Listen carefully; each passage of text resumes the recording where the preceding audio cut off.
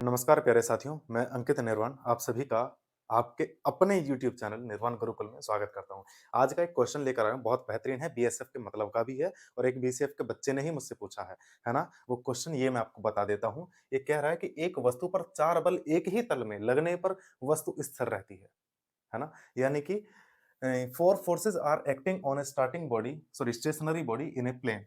यानी कि एक ऑब्जेक्ट है उस पर फोर्सेस वर्क कर रहे हैं और वो सारे के सारे फोर्स इस तरीके से लग रहे हैं कि ऑब्जेक्ट कहीं भी नहीं जा रहा। ऐसी कंडीशन में हम क्या करेंगे? तो ऐसी कंडीशन में हमें फाइंड आउट करना है कि देखो जब भी कभी अगर सारे के सारे बल शून्य हो जाएं तो उसके लिए हमें एक छोटा सा काम करना होगा और वो काम क्या होगा?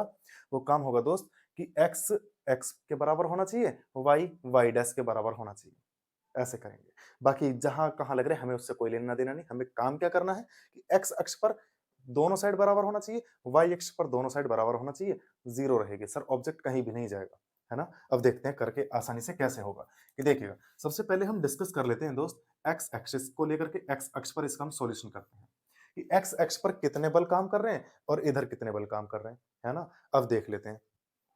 कि सर 8 न्यूटन उधर लग रहा है लेकिन ये जो 4 न्यूटन है, इस 4 न्यूटन का यहाँ की तरफ भी कोई ना कोई कंपोनेंट, कोई ना कोई अवयव कार्य कर रहा होगा, उसको भी निकाल लेंगे।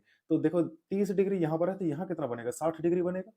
और एक चीज़ हम बचपन से पढ़ते आए हैं कि जब कोण जिसके साथ होता है ना, वो कॉस लगता है उसके साथ में। कितना काम करेंगे? 4 न्यूटन का है सर, यानी कि मैं निकाल सकता हूँ, इसको मैंने देखो मैं बी मान लेता हूँ, है ना? बी कंपोनेंट मान लेता हूँ। इसके लिए मैं क्या करूँगा कि सर जब 4 न्यूटन का मैं एक्स अक्ष के अनुदिश कोई अवयव निकालूँगा, तो मैं लिखूँगा कितना कि सॉरी कि 4 न्यूटन गुणा कॉस और कॉस की वैल्यू 60 डिग्री, यानी कि मैं इसको सॉल्व करके लिख सकता हूँ कि 4 गुणा और कॉस 60 की वैल्यू कितनी आएगी? 1/2 लिखूँगा, यानी कि कितना आएगी? 1/2 जिसको मैंने लिख लिया यहाँ पर 2 न्यूटन। इतना समझ में आ गया? यानी कि एक छोटी-सी चीज़ हमारे लिए क्लियर हो गई। 8 न्यूटन का बल ऑलरेडी लग रहा है, 4 न्यूटन का बल यहाँ लग रहा है जिसमें से कि 2 न्यूटन का बल यहाँ है और इधर देखना पड़ेगा कितने न्यूटन का बल लगेगा, है ना? अब देखना आसानी से कैसे होगा। सर एक्स अक्ष में टोटल कितना हो गया फिर इधर की साइड में? 8 और 2 निकल के आए 10 हो गया। सर यहाँ देखो कितने बल कार्य कर रहे हैं? तो यहाँ पे सिर्फ एक अकेला बल कार्य कर रहा है, F2 का यहाँ पे कंपोनेंट बनेगा तो मैं उसको लिख सकता हूँ F2 cos थीटा बनेगा सर। यानी कि मैंने इस वाले बल को मैं लिख सकता हूँ कि B डैश बराबर का F2 cos और 30 डिग्री यहाँ लिखूंगा। इतना तो क्लियर हुआ कि नहीं? यानी कि मैं लिखूँ यहाँ पे क्या कि F2 cos थीटा, F2 की वैल्यू हमें नहीं पता सर, कोई दिक्कत नहीं है। cos थीटा डिग्री की तो पता होगा, cos थीटा की हमें पता है सर अंडर रूट 3/2 होता है।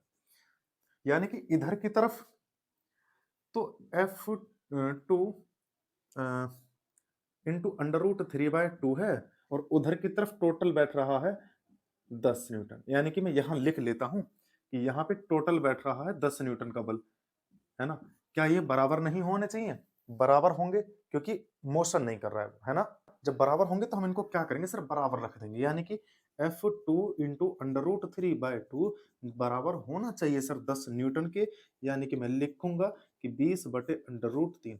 सर F2 की वैल्यू निकल के आ गई। वो बल्ले-बल्ले मौज आ गई सर, F2 की वैल्यू निकल करके आ गई। अब क्या करना है? सर अब यहाँ का बल निकाल लो टोटल और यहाँ का बल निकाल लो, है ना? अब देखो सर 8 न्यूटन का एक्स अक्ष पर है, तो सर ऊपर तो वो लगा ना रहा होगा कुछ भी, है ना?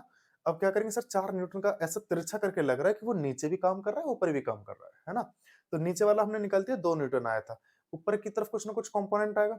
अब यहाँ ध्यान रखना, अपना वो गणित मत बैठा देना कि सर 4 न्यूटन लग रहा है, 4 में से 2 न्यूटन यहाँ आ गया, तो 2 न्यूटन यहाँ बैठा दिया, ये मत कर देना।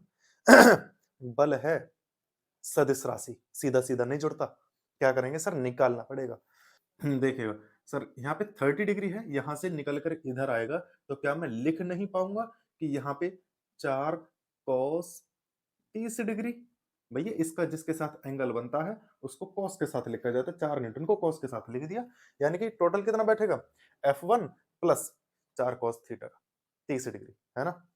अब नीचे देखो हिसाब से कि नीचे सर ये वाला बल जो है इसका कंपोनेंट, इसका एक अवयव कार्य करेगा इधर की तरफ, नीचे की तरफ, और उसको मैंने लिखा कितना है F2 cos और 60 डिग्री लिखा है। सर ये वाला टोटल बल ये वाले बल के बराबर होना चाहिए। रखो जरा, क्या करेंगे? वाई एक्सिस को लेकर के चल रहे हैं अब हमने क्या करा सर कि F1 प्लस 4 cos 30 डिग्री और बराबर में हमने कर दिया बच्चा F2 cos 60 degree, F2 60 degree यानी कि 60 डिग्री। अब देखो जरा F1 प्लस 4 cos 30 की वैल्यू कितनी होती है? अंडर रूट 3/2, यानी कि मैं इसको 2 रूट 3 लिख लूं, कोई दिक्कत तो नहीं होगी भाई। बटे में 2 था, 2 से 4 काट दिया है ना। अब क्या बचा? F2 की वैल्यू ये रही सर, यानी कि कितनी है कि 20 upon under root 3 into cos 60 की वैल्यू 1/2 होती है। करेंगे क्या बचेगा हमारे पास? यहाँ बचा सर 10/√3, ये प्लस में था, उधर आ गया सर माइनस आ गया, यानी कि हमारे पास बचा इतना। यहाँ अपॉन में है, यहाँ बराबर में है, क्या करेंगे सर? हमने क्या करा सर, ऊपर नीचे मल्टीप्लाई कर ली अंडर रूट 3 की, बहुत काम आसान बनाने के लिए। कट मत कर देना क्योंकि ऑलरेडी था ही नहीं वो, है ना, काट के तो वहां आया था। एलसीएम लेंगे अंडर रूट 3, 10 में से अंडर रूट 3 के अंडर रूट 3 में 3 और 3 की गुणा 2 में कितना 6, यानी कि हमारे पास बचता है 4/√3, यानी कि F1 बराबर का 4/√3। ठीक है ना। देखिए F1 की वैल्यू निकल करके आ गई है, F2 की वैल्यू भी निकल करके आ गई है। हम इस तरीके से किसी भी क्वेश्चन को टैकल कर सकते हैं। और दूसरी चीज, आपको अगर कोई भी क्वेश्चन आपका डाउटफुल रहता है, समझ में नहीं आता है, तो आप मुझे हमारे टेलीग्राम चैनल है एनजी फिजिक्स सॉल्यूशन करके, आप उस पर क्वेश्चन वो डाल सकते हैं। ठीक है, चलिए, जय हिंद जय भारत।